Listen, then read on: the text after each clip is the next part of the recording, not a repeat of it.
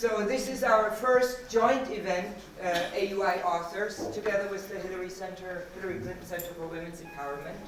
And it's the first joint event, and it's also the first event in a new format, in that it's not a lecture by the author, but a conversation between the author and someone who knows her work very well.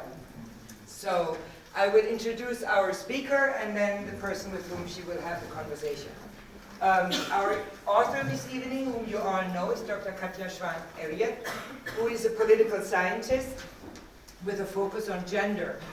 And what makes her research so unusual, that she's not hanging out in Rabat or Casablanca, but that she goes to the small rural areas like Tinjia in the past, and now in El Hajj, to find out what is actually happening on the ground with the application of rights for women and the problems with implementation of women's rights and with the problems of gender discourse in rural areas in general. And she will talk about her book, Modernizing Patriarchy, The Politics of Women's Rights in Morocco. And she's, of course, our colleague, and many of you are taking her classes, a very dynamic and piercing intellectual person.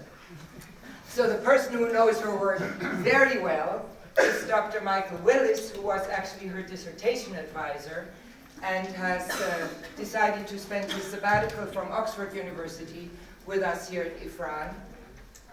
Dr. Willis is the Mohammed VI Fellow in Moroccan and Mediterranean Studies at St. Anthony's College at Oxford University.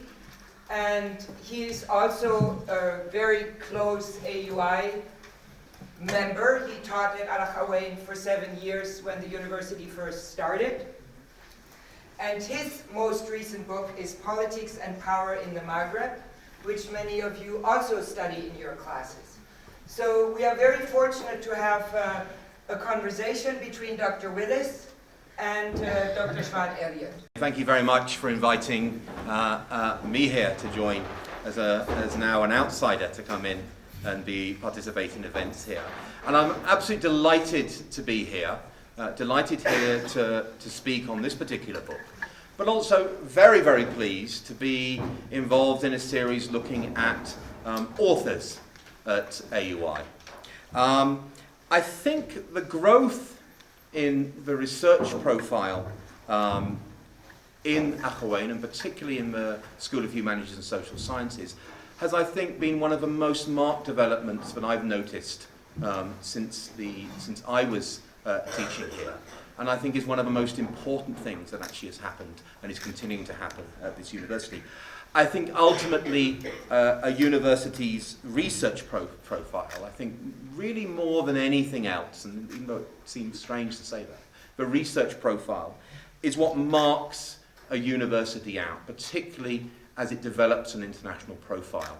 And I think it's, in this sense, I think it's very important to acknowledge the role played by the Dean of the School of Humanities and Social Sciences, Dean Nizar Masari, for really making this a priority and really pushing this as an issue. And I think it's clear that it's beginning to bear fruit. Just next week, I will be going to the launch of a book back in Oxford in the UK, a major book, a collection looking at the Arab Spring. This book here, I'm nothing but entrepreneurial too, but more specifically, it contains a contribution from a member of the SHS faculty here at Akhawayn, Dr. Driss Maghrawi, who's written a chapter on Morocco. So this push and this research profile is bearing fruit. And I think it also is very much, again, we see it bearing fruit once again with the book we are here to discuss this evening. Again by a member of the SHS faculty, Dr. ŽVAN Elliot. Also one published by a major university press, the University of Texas. Now this book, Modernizing Patriarchy, The Politics of Women's Rights in Morocco, is based on a doctoral thesis that Dr. ŽVAN Elliot completed at Oxford University. And it was a thesis, as Dr. Gray said, that I was very fortunate to be able to read. And I have to say in complete honesty that it's out in one of the very, very best doctoral theses I've read in my 12 years at Akhawayn University. It was an outstanding thesis, and you'll see that anybody who's read the book is an outstanding book as well. I'd like therefore to really, this format is here to, rather than having a formal lecture, it's often better to have a discussion to bring out some of the ideas, some of the experiences. You get a real sort of flavour of the book, more perhaps than in a set-piece lecture. So I just want to talk through some of the themes in the book, some of the issues behind it, how it was written, why it was written, with Dr. ŽVAN Elliot. Well, first of all, Dr. ŽVAN Elliot, Katja, congratulations on the book. Thank you. And perhaps to begin, I'd like to say the book fundamentally focuses, I think, on the family code in Morocco, what we call the Mudawana. And perhaps you could say a little bit about why you focused on that and how your research on that topic developed. Thank you very much for your kind words. Almost made me blush, sort of. So when I was at Oxford and when I was doing a master's program in Middle East Studies, I was looking for a topic for my master thesis. And I came and talked to you about, I wanted to do something on Morocco. What would sort of be kind of interesting topics to look at within the... Why Morocco, out of interest? So I took North African politics with Dr. Willis as one of my papers. And all of a sudden I started to read much more on Morocco than on Algeria and Tunisia. And the reason why that was because up until that point, up until taking this paper, all I heard about Morocco was that it was very progressive, that it was sort of this liberal island in the sea of authoritarianism. And then the more that I started to read about Morocco, the more there were these overarching themes that started to appear that just did not kind of fit with this, with sort of the praise. So there was a lot of problems in terms of human development, illiteracy among women. And so to me, there was sort of a paradox. How could a country be so praised for its sort of improvement or enhancement of women's rights on the one hand, but on the other hand, have these huge problems in terms of human development, particularly when it comes to maternal health, for example, literacy of women, economic empowerment, and so on. And then I went to Morocco. My first time was in 2006. And then another thing that sort of kind of kept coming up was every time I was talking to people about doing research on the Mudawana, everyone seemed to have an opinion about it. I was on the train at that time. I didn't really speak Darija that well, but all I could hear about was this discussion among what seemed complete strangers, and they kept evoking the name Mudawanat al-Usra this, Mudawanat al-Usra that, and I really wish that I could understand what they were talking about. But what was so interesting to me was that up until that point, I kept hearing that the Mudawana is not implemented because women don't know about their rights. There's this sort of complete ignorance about even the reform the reform even happened. And yet, what I encountered was that everyone seemed to have an opinion about it. And not only an opinion, there was these heating discussions among sort of what felt like complete strangers, among men, women, taxi drivers, and so on. And so I started to sort of think about my DPhil project, looking at the Mudawana, the problems with the implementation of the Mudawana, why it's not implemented, sort of trying to understand the roots of the problems, and why sort of, despite the fact that people seem to, know something about the reform of the family code, there hasn't been sort of a significant change. Yes. Now, it's interesting, and it's something that Dr. Gray referred to, is the fact that it seemed to be that if you wanted to find out what was going on, if somebody says you want to find out what's going on in Morocco, if you want to find out about this great new change, you really need to spend your time in Rabat and Casablanca. You went in a very different direction, the opposite direction to Rabat and Casablanca, and ended up spending most of your work several hundred miles away from Rabat and Casablanca. On one level, that would seem strange. Where did you go, and why did you go, and where did you do most of your field work? So the reason why I chose the field site that I chose, which is in Arashidia province, was because I just sort of, the first time I was there, I was part of, I was doing a project with USAID on literacy, assessing the impact of literacy classes on women outside of their classrooms. And this was one of the sort of the field sites that they sent me. And I just sort of, I know that this isn't sort of, the methodological kind of answer that you should give, especially not to examiners, but it really was, it sort of... You're past that now, so yeah, I know.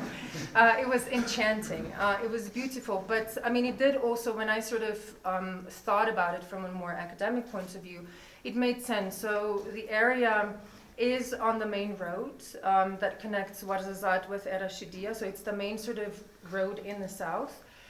Which means that it actually gets impacted by a lot of things, by the tourism, even though not a lot of tourists stop there. It also has all of the amenities that you would sort of expect from kind of even a provincial town, meaning electricity, which also means that they have satellite dishes, and access to 400 plus satellite or sort of TV channels. There's also a lot of migration, either, so particularly male out migration, but a lot of migration into bigger towns or abroad. So there's also this type of exchange of ideas as well. And so it was just an interesting area to study because it was sort of, because it was sort of impacted by all of these things. And yet at the same time, it seemed also deeply sort of conservative. To someone coming from Casablanca or from Rabat, also sort of deeply backward. I don't say that this is my sort of opinion, but from the perspective of some of the kind of elite associations in Casablanca and in Rabat, they would seem sort of a perfect area to kind of teach women how to be empowered and bring them sort of knowledge and literacy and so on. So it kind of fits in the... And I remember a thing you said to me at the time about your research was, you said, well, a lot of the discussion, a lot of the debate, and of course all the formal procedures have been taking place in urban Morocco, in Rabat and Casablanca. And there was a growing feeling that, well, that was all very good if you lived in those areas and in the coast and the big cities. But was there any impact to the new Madawana if you moved into more remote areas, the sort of area you were looking at? And I think one of the things you said to me you were interested in doing, which I thought was extremely interesting, is to go to somewhere well away from the urban areas and see, actually, is this being applied in a rural setting? Is this actually, what is the impact that the change in the law has come? A lot of people were saying, well, it's not, there's no impact at all, nothing is actually happening, it won't actually be applied. And you were very intrigued to see if that actually was the case. And I think you found out some interesting things along the way, which sort of then leads to my next question is, I think the best research is when people go in with and find out, discover things that they weren't expecting. Because I think if you go in with research and you already know what you're going to find, that's not research. But you went in with a lot of questions, and as with a lot of the best research projects, you discovered a lot of things you weren't expecting to see. Perhaps you can tell us some of those things. Sure. So one of sort of the biggest surprises that kind of fed into what I said before, where everyone seems to have an opinion about the Mudawana rather than encountering this ignorance of the law itself or the reform, was actually that people knew the law so much that they could actually trick the law. Meaning that, for example, there's the issue of polygamy, which, statistically looking, it may not sort of affect a lot of women. However, looking beyond sort of statistics, it actually gives you an idea that it does sort of, and talking to women and sort of, future brides or girls, it does actually bring a certain level of uncertainty into a marital bond, which definitely is very sort of burdening for for women that I talk to. And so what was interesting for me about, and this is where this tricking of law comes in, was that because with the new Mudawana, the man, if a man wants to marry a second or third or fourth husband, he has to seek the permission of the first husband or the other preceding wives. And because that is oftentimes actually quite hard to obtain, for various reasons. What they do is that a lot of these men move to, or sort of claim residency, and that has to be at least 6 months, in a different town where the muqaddam, who basically writes a certificate of singlehood, is that, yeah? Doesn't know, the person doesn't know that he is married to another woman in another locality and so on, and so is then able to marry again without actually the permission of the first wife. And so, or the second wife, and so on. So the ladies, I mean, a lot of, this is sort of something that I couldn't really confirm, but there was, I mean, there were a lot of ladies, a lot of the women that I interviewed were saying that they know men that then turned out that they have sort of several wives in different localities, and that the wives found out about these other wives consequently, or sort of by accident, or sort of, you know, in passing. The husband kind of mentioned that, by the way, I have this other wife as well. So I think that this was quite important, particularly because, again, it challenges this established idea that the law is not implemented because women don't know about it, or that people don't know about it, and so on. And to me, what was really disturbing about this was that it sort of feels that this kind of discourse, which is also promoted particularly by the women's rights associations in Rabat and in Casablanca, is that it kind of puts the onus, or sort of the blame, on women themselves. Oh, so it's because you're illiterate that you don't have access to these rights. Whereas if I sort of look at you know, the situation from, you know, for example, where I come from, which is in Slovenia, I mean, you don't have to have a law degree in order to be able to access your rights. And so I don't think that it should be any different in Morocco. So what then, the questions that I started to ask were sort of more in terms of, you know, how come you're not using the law, if you know it, in order to protect you, or in order to sort of, you know, get your rights. And the answer that I mostly got was because the law is non-existent, or the law doesn't protect me, or there's no infrastructure for this. When you say infrastructure, could you say a little bit more? So for example, these are sort of women that don't have a lot of kind of formal education. I mean, legal language, you know, for a non-legal expert, and you can have a PhD, is hard to read, whether, yeah. So, you know, even someone with a PhD may need a lawyer in order to, you know, explain the rights and the obligations, or what the law can do for you. Let alone for women that, for example, come from a non-Arab speaking area, which is the area where I did my field work, or women that are sort of, you know, illiterate or barely literate, non-literate. But there is no infrastructure where they could go to, for example, legal aid that could explain to them, lead them through their steps, legal steps, to tell them what their options are. Or sometimes they would have the money to go to a lawyer, and that lawyer would just exploit them for a lot more money. The other issue that I also found was that I accompanied a couple of the women to the local court there, and the relationship between the judge and the women, I think it was just a really interesting situation to view, because there was this woman that was treated as sort of, you know, lower class, illiterate woman, and then there was a guy from Rabat, the judge in there was from Rabat, who first of all did not speak a word in Tashilhit, or did not want to speak in Tashilhit. It was very sort of a cold type of relationship. She came in, he just started to explain, and when he just started to explain why there has been a delay in the process, and then when we left the room, she asked me what he said to her. So there's this types of sort of infrastructure, really serious infrastructure issues that I've seen in bigger towns being put in place, which is a great development. But in a lot of the provincial areas, particularly I guess in high Atlas Mountains,